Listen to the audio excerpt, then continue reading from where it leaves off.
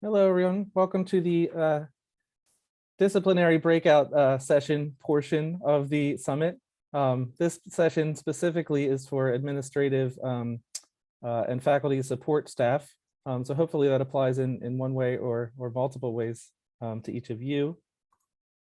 Just letting a couple people in out of the waiting room.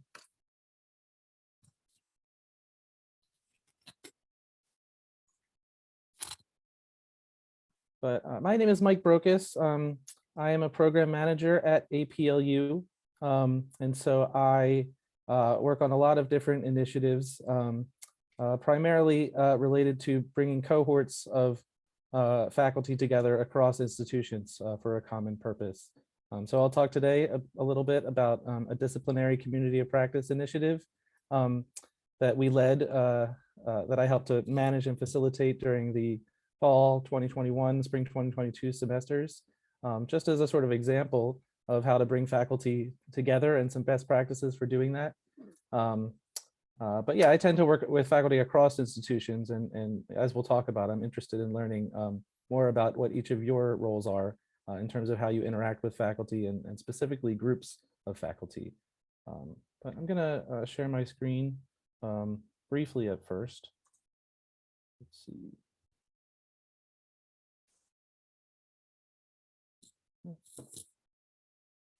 Can everyone see the first slide here?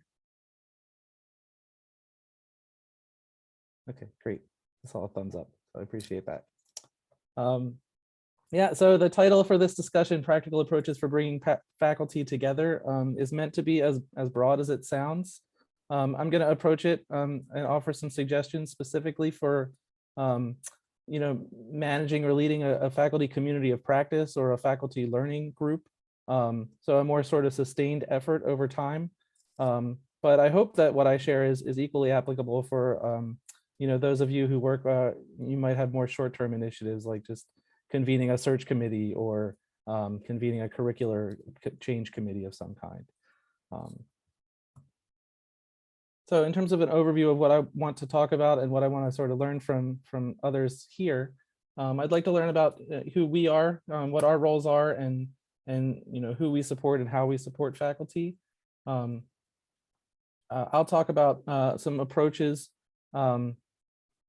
that I've learned are practical for successfully managing faculty groups or communities. Like I said, I'm going to offer a case study. Spend most of my presentation time talking about a communities of practice initiative that we led and what we kind of learned from that. And then at the end, I'd like to have a sort of another discussion about maybe how that community of practice framework might be applicable or adaptable to the ways in which you work with faculty and your faculty development goals. And also talk about, I don't want this to be a one-way conversation either. I definitely would like to learn from you all what approaches to bringing people together are helpful for you and what you've found that you've struggled with. So just to start out with, I think we have a pretty small group. We have less than 15 people. So rather than just ask everyone to sort of, sorry about that. Rather than ask everyone to share in the chat what they do, I think we could just quickly have everyone introduce themselves and just, maybe just say quickly what your role is and the ways in which you work with and support faculty. So let's see, Alexandra, you're at the top left of my screen, so I'll start with you if you wouldn't mind sharing, what your role is, what institution or organization you work at, and how you interact with faculty. Oh, I think you're muted.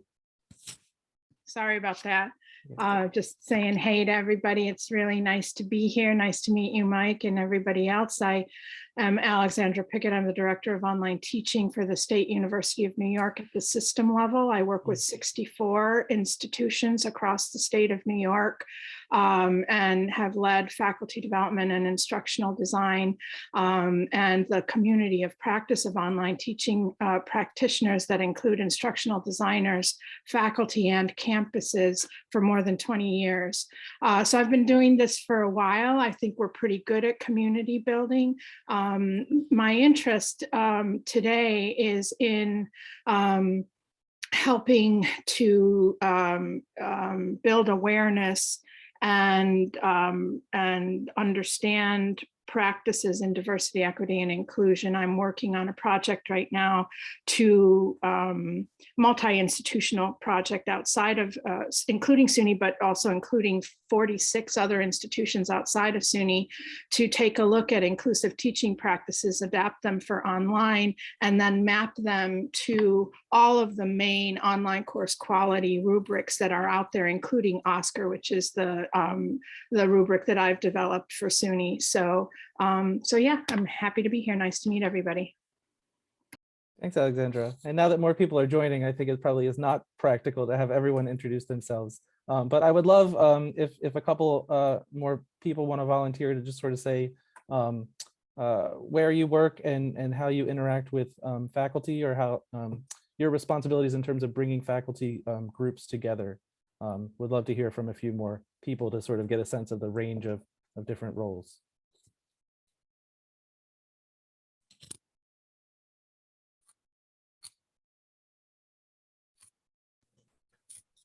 I'll be happy to introduce myself. Sure, thanks, Penny. I am Penny Edwards, and I am a former faculty member in higher education over the last 15 years and have been dabbling in faculty development work for the last 8 years.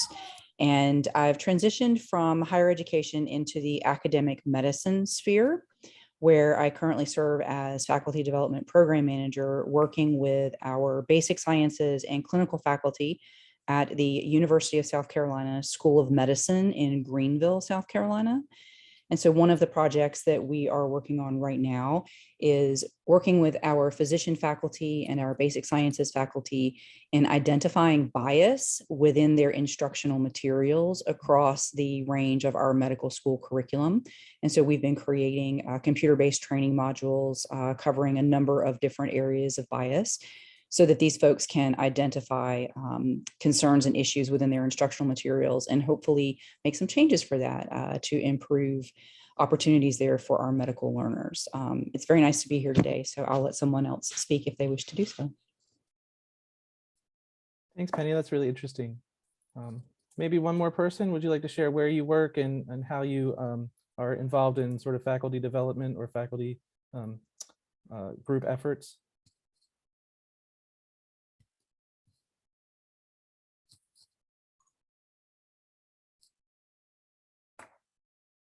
Okay, well, feel free to, if you'd like to, in the chat, share your role, where you work, and then how you interact with faculty. Just as sort of those 3 brief things. I think it would be interesting to get a sense again of the range of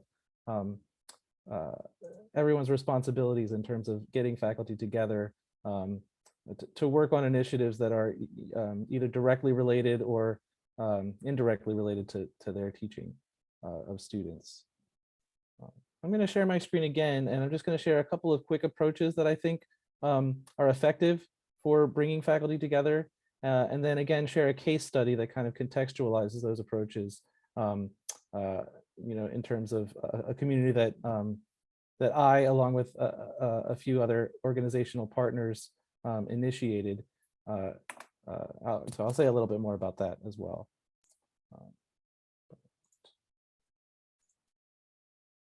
Okay, so just 4 quick approaches before I talk specifically about the disciplinary community of practice effort and what we learned from that, and that kind of led to these conclusions. So it seems clear to me that a specific person should be responsible for maintaining or guiding and any kind of effort to bring faculty together. And that seems obvious, but it should be accounted for, right? That this is something that takes time. It is not just scheduling a monthly meeting and then having people show up to that meeting and trying to pick up where they left off. It should be a more sustained effort, a more carefully planned effort. And the person whose time that is everyone else should realize that that work takes time and concerted effort. The onboarding process is really important. So faculty should know what it is they're getting involved in. Sometimes they'll be joining a community voluntarily or a certain effort. Other times they sort of get assigned. But in any case, it should be really clear what the purpose of the effort is and why they can benefit from it.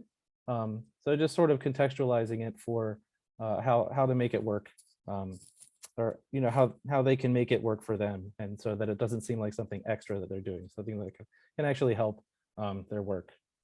It's important to create space for people who have common interests or are working on common problems. So again, even if people are being voluntold to a certain degree, it's important to make that value proposition, I think, as an administrator, to help faculty members understand why this work is being done, how it affects them, and the larger purpose that it's contributing to, which is something that they have an interest in, they have a stake in.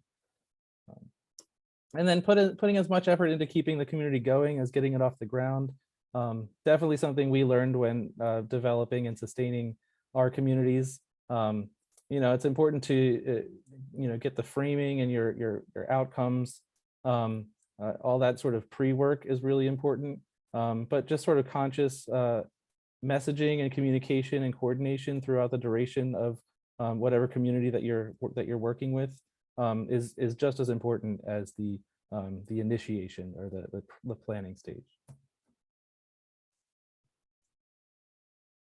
It's important to showcase the work and voices of your group members.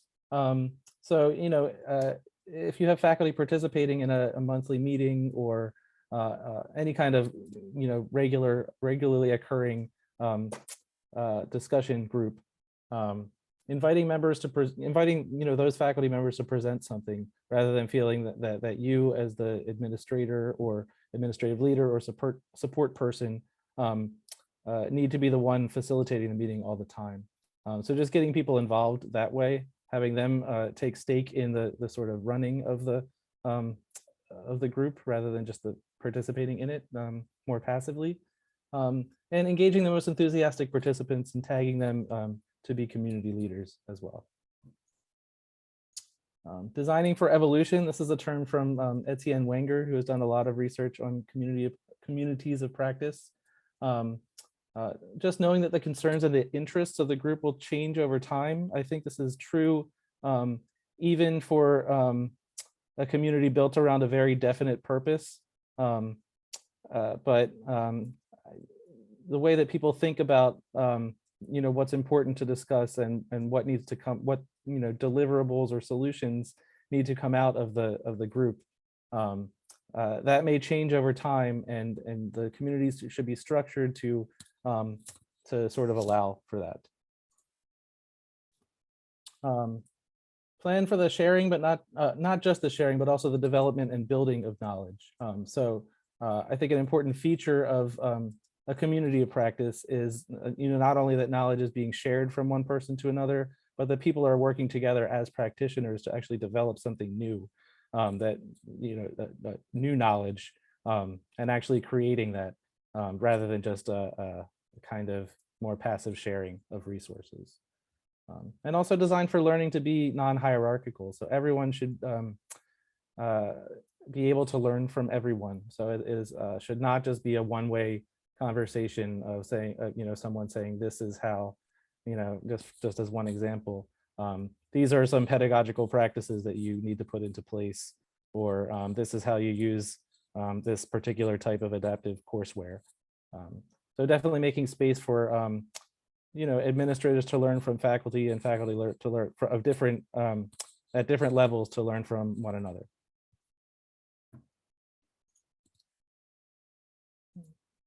And the final sort of approach that I wanted to share up front is embedding action into conversation. So I think we probably have all been a part of a series of meetings where a discussion happens during, on a Tuesday at 2 p.m. And then the next time, the meeting happens, no one has done anything. And the conversation just people just try to remember where the conversation left off the last time. So I think it's really important to design these kinds of groups to allow for to make them solution oriented rather than just discussion oriented. So ideally, a community would be moving from the mere discussion of different ideas or requirements to an active mode of solving the problem, and that can be built into the sort of purpose of the community from the start. Creating an organized way of capturing and sharing examples and resources. So I'll talk a little bit more about this, but I think it's really important to have a sort of repository of shared resources and a way for people to extend conversations beyond just the whatever live meeting time you might have. So whether it's an LMS site or a discussion forum or just an email listserv, and then just some sort of organized way of culling and sharing and making available the resources that get shared and developed as part of the discussions.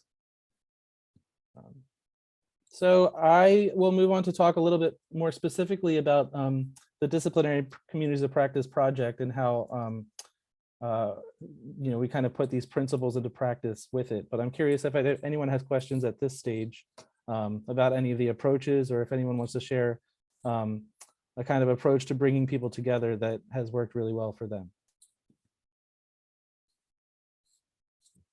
Just kind of catching up with the chat as well. Okay. It looks like we have several instructional designers here, which is great. Person responsible for making different campus units work in professional development. People's roles change over time. Yeah, so a very interesting collection of roles. We have people who work at one specific institution or probably in one specific department. So all the way from that to, Alexandra shared that she works at a university system with faculty across different universities. So, this will look a lot different for a lot of us, but hopefully there are some sort of common principles and suggestions here that you'll find useful. So I'd like to talk a little bit about the Disciplinary Community Practice Initiative that APLU designed and facilitated over the fall 2021 and spring 2022 semesters, along with some of our organizational partners at Achieving the Dream, the Online Learning Consortium, and the Every Learner Everywhere Network. So I'll talk a little bit about what our communities, what ours were designed around, but a couple of things that, a couple of guiding principles for us in terms of defining what a community practice meant to us and why it was important. First, that it's a shared domain of interest. So ours were not required for anyone. It was just sort of a voluntary invitation for people from across institutions, both 2 and 4 year, to join. We were committed to engaging in joint activities and discussions, helping each other and sharing information and resources. And also members of the community were practitioners. So we developed shared practices. Like I said, we developed knowledge in addition to just having flatter conversations about existing practices.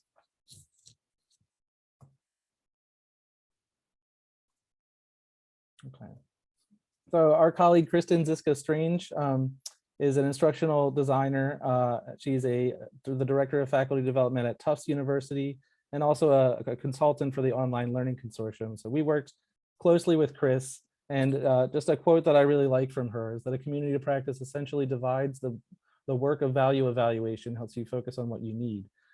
There are too many places to find information, and it's too much to try to determine the value. So I think a community of practice helps people to adjudicate, it helps people get a curated exposure to a variety of approaches and resources, and helps them to quickly evaluate and adjudicate which ones are useful for them, and which ones they can adapt to be useful for them. There's just so much out there. So it could be really helpful to be a part of a community like this, to sort of give yourself a chance at digesting and figuring out what works for you. So the community of practice project that we ran invited both 2- and 4-year participants. And the topic, or generally speaking, the initiative had to do with effectively leveraging digital learning tools and centering student equity within a disciplinary context. So we had monthly live sessions in fall 2021 and spring 2022. We also had a dedicated asynchronous space. In our case, it was a Canvas course site where we sort of shared resources. We uploaded the recordings from all the Zoom sessions in case people were not able to attend the live sessions. We had a digging deeper section with sort of additional research and resources related to each one of the live session topics. So it was just kind of a way of extending the conversation and a place people could go to find everything that was discussed and developed. The sessions focused on instruction in writing, math, chemistry, and biology specifically. So we kind of had those 4 sub-communities. And participants met both as a full group as well as in the sort of disciplinary breakout groups as part of the structure of the live sessions. Yeah, we wanted to provide structure and introduce important concepts while also empowering participants to take ownership of discussion topics. So we certainly did not want, as the organizations offering and facilitating these communities to sort of be the ones telling faculty members what they needed to do or what it would be good for them to do. We wanted it equally to be an opportunity for us to learn from them and to help their work inform ours and the resources that we create and offer. So yeah, they were designed to encourage professional development, mentorship, and support for innovation and instruction. Keeping the theme in mind of designing for evolution, we didn't think it made sense to have specifically defined outcomes for our community of practice. So instead we settled on the idea of creating themes and essential questions with the realization that priorities and what people wanted to discuss and work on might adapt and shift over time. So the overarching theme for fall 2021 was getting to know our students, increasing engagement in digital learning environments. In spring 2022, it was developing critical engagement in and across our disciplines. Some underlying themes that are kind of essential to all of the work that we do within the Every Learner Everywhere network: evidence-based teaching practices, centering equity in course design and pedagogy, and effectively leveraging courseware and educational technologies. And a few essential questions that we kind of started with as we built this out. How did we inhabit a digital space that promotes equity and inclusion in our disciplines and that facilitates the equitable achievement of learning outcomes? And how do we create a digital learning space that invites interaction, collaboration, and belonging? Just a quick overview of the 6 monthly live sessions that we had. The first one was equitizing your syllabi. The second was assessing students with care. And the third was integrating self-awareness, self-reflection, and transparency. If any of you attended the last session, you heard a lot of discussion about metacognition, which was a big part of that session. In spring 2022, we had a session focused on sharing discipline-specific resources for building critical engagement, implementing open pedagogy and culturally responsive teaching practices. Achieving the Dream has a really wonderful matrix of culturally responsive teaching and open pedagogy. That was an exceptional tool and was a really good driver of discussion in that session. And then supporting instructors and students as agents of change. I wanted to share a couple of visuals of the Canvas site that we used, our sort of asynchronous space that served as a landing page for participants. So we had, we sort of built a playbook together with the participants. And we also had a community library where, we would pull resources out of the chat that people would share from the live sessions. And then people could also go into these documents offline or outside of the synchronous sessions and add resources to the chat as well. During the sessions, we would use tools to sort of, you know, like I was saying earlier, move from conversation to action. So we use Google Docs a lot every session. And we also use Miro boards to sort of ensure that we were capturing the ideas and resources that people were sharing instead of just talking about those things and forgetting about them. And so the Canvas site was also really useful, you know, for storing these collaborative documents that people could go back into and continue to add to after the live sessions. And like I said, for each of the live sessions, we also had a digging deeper page. So, you know, if there was a session about assessing students with care, we would, you know, have on that page, we would share 6 or 7 different articles and other resources, you know, that we didn't have time to cover during the session, but offer different perspectives and different kinds of approaches in those areas, which I think people found useful. We were fortunate to be able to hire 8 faculty facilitators. So for each of our 4 sub-communities, we had one faculty member from a 2-year college and 1 faculty member from a 4-year college. So it was great to have their expertise in sort of running those discipline-specific breakout sessions. And it was also great to have representation from both kinds, from just a wide range of institutions. So that, you know, all of our participants who also, you know, were from a range of institutions felt as if they were, you know, that they belonged, that they were, their concerns were being represented. So we initially we kind of had in mind that the facilitator, you know, we had these 2-hour monthly live sessions, and, you know, a portion of those sessions would be dedicated to discipline specific breakout rooms, but the other portion would just be whole group sessions. So our initial plan was just that the facilitators would lead the discussions during the discipline specific sessions, but we quickly found that they were really valuable as presenters and exemplars in the whole group sessions as well. So, you know, one of our lessons learned for sure was just to involve our experts even more, have them be even more engaged throughout our programming. So one quote from Dr. Elizabeth Sanders Lopez, who is one of our writing community facilitators. She said, "The energy was very good.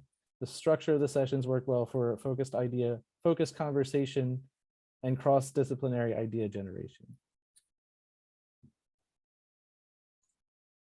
And finally, a couple of our specific takeaways. I think what we learned from doing this, first, that like I was just saying, closer collaboration with and integration of faculty facilitators enriched our session topics and made the discussions more substantive, for sure. The session design and structure was a great fit for our participants.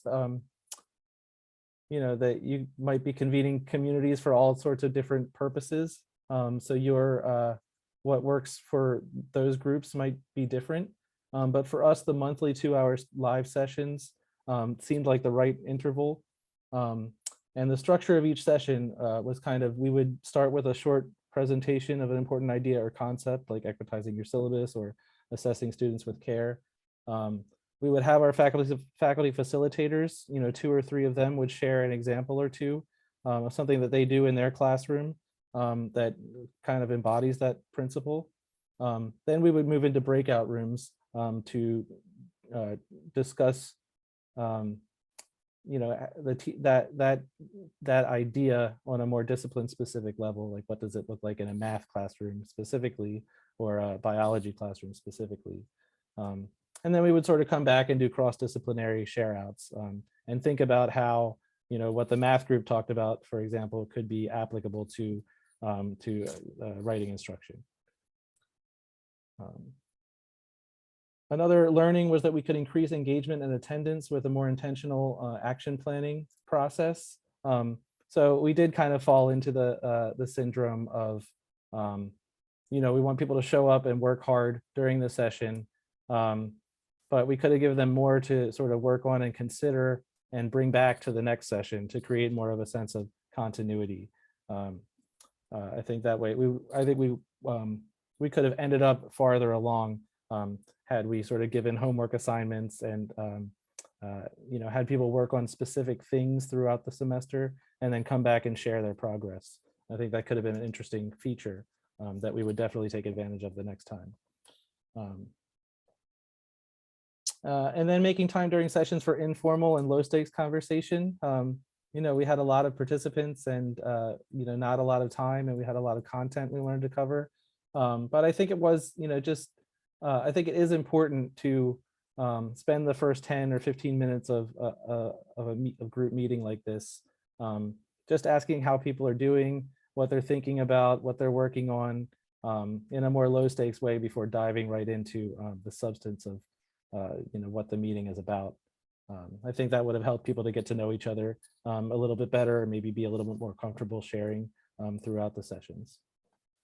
And we also felt that our takeaways from each session could be shared more broadly. So we did a really good job of sharing the things that we talked about in the community with the community itself. So just sort of sharing back what was talked about. But I think we could have done a better job, and we're still working on this too, but sort of developing resources, sharing that knowledge outside of those communities and with the field more broadly. So I think that's definitely something to think about as well when you're convening a group like this.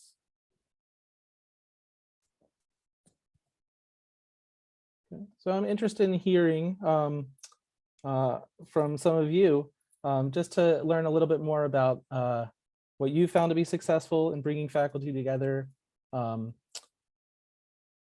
think we can all think of unsuccessful initiatives or things that we've struggled with, or the fact that we've struggled to get faculty buy-in for. So I would love to hear those examples too.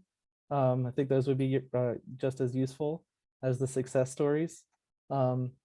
And then if there are any features of the community practice model that I sort of gave an overview of that you think might be applicable to or adaptable for the work that you are currently doing or might have upcoming with faculty members. So I'm going to stop sharing my screen. Unless anyone would like me to go back to a particular slide. Yeah, would love to hear from, I guess we could start with the first question that I had on that slide. Are there any practices, approaches, strategies that you found to be particularly effective when you're bringing faculty together for a common purpose?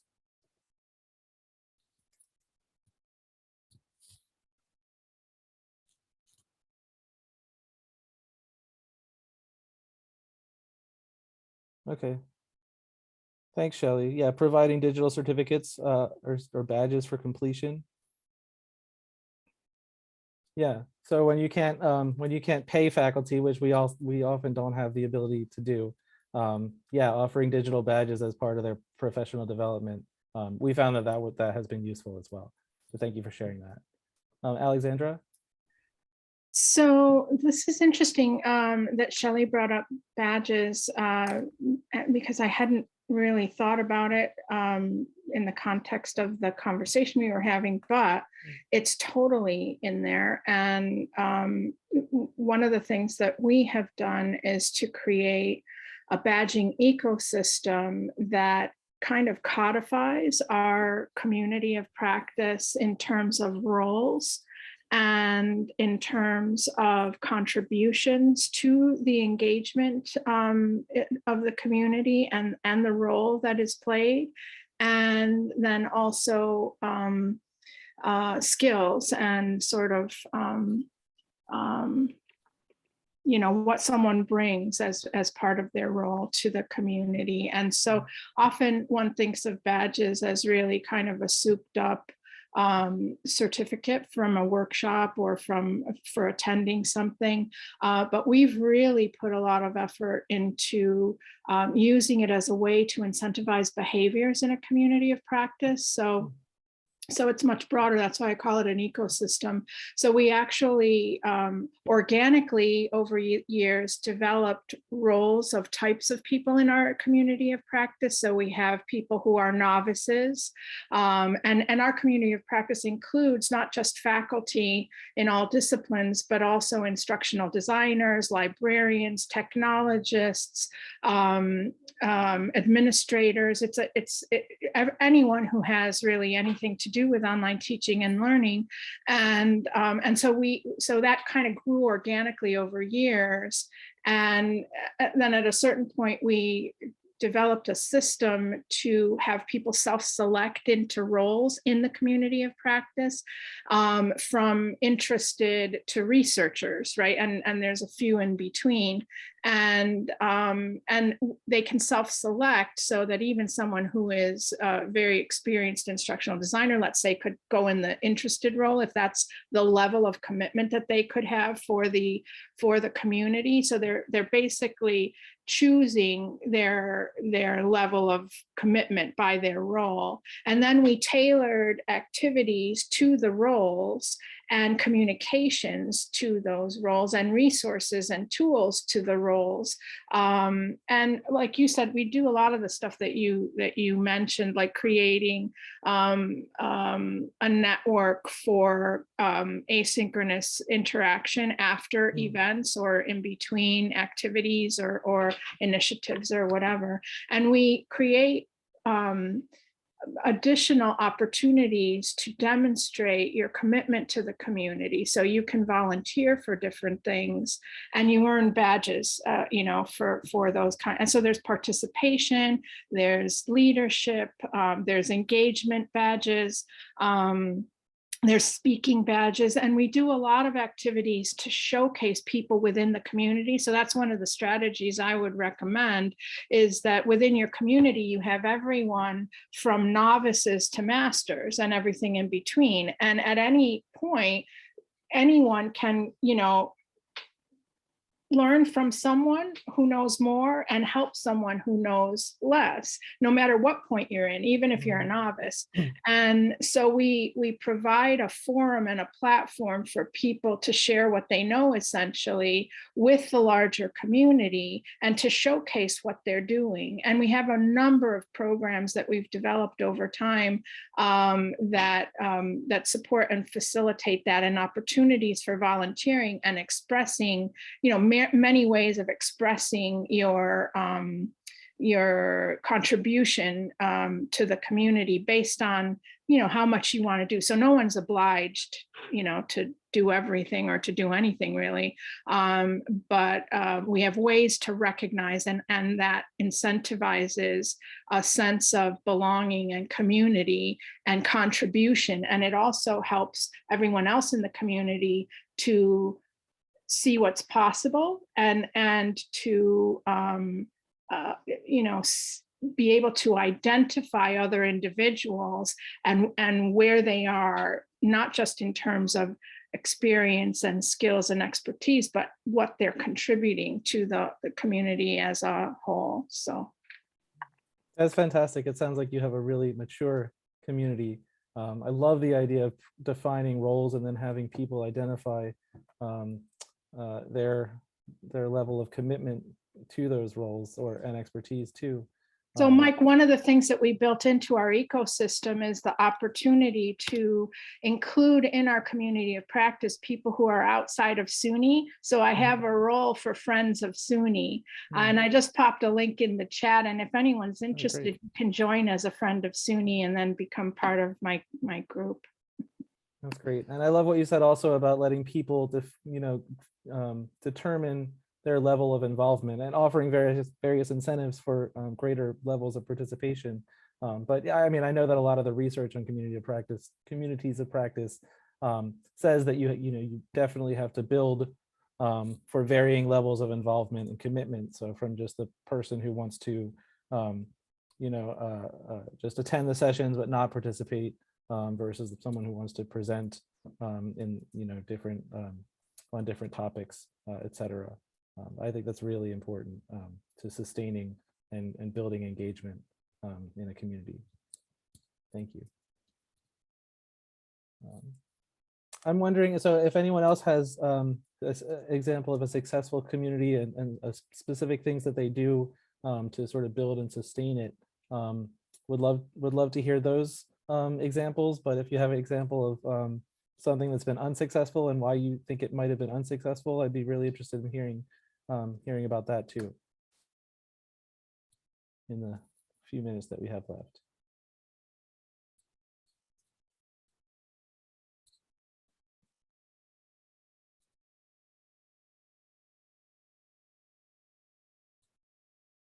I'm also curious, so I guess I'll pose this question as well.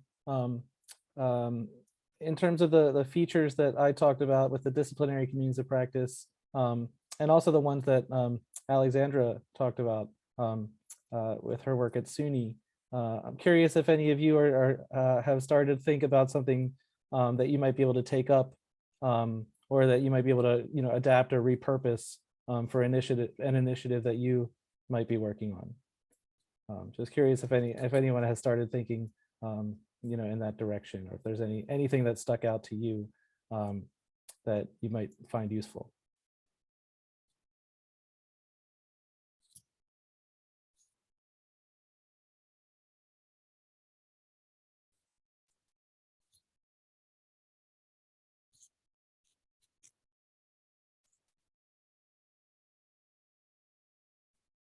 Okay, well, we'll make sure to make the slide deck that I used and the links that people have shared in the chat. I apologize that I probably haven't been able to keep up with everything that's been shared in the chat, but I'll make sure to save it, and we'll make sure to share these resources back with you.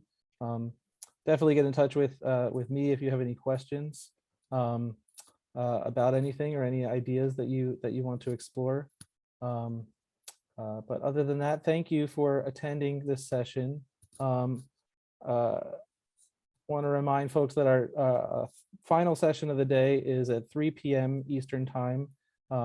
It's a instructional design led session called Designing for Equity. And at the end of that session, we'll have closing remarks, a very short set of closing remarks from Jessica Williams, who is the director of the Every Learner Everywhere Network. And then at 4 o'clock, that's when we will share a survey in the chat, and you'll want to complete that survey to earn your digital badge for attending the summit today, and be entered to potentially win a $100 and a $50 gift card. So thank you for sticking around this far. Hope you'll attend the final session as well, and hope you found these to be useful. And thank you very much. We'll see you again soon.